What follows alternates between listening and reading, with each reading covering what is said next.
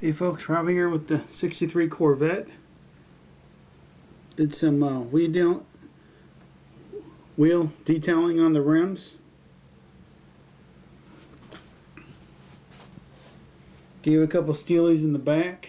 Put in the spare in the back.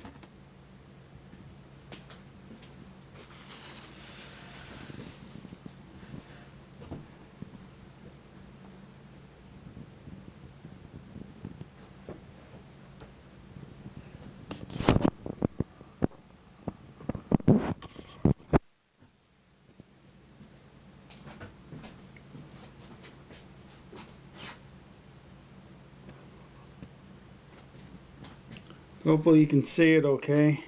Usually I do these outside, but we're having wind and rain. I don't know when I'll be able to get to them. But I liked how it turned out. Did some dry brushing on the chassis. Everything's molded together. So I try to do the best I could with that. But anyway, this is Robbie saying thanks for checking it out.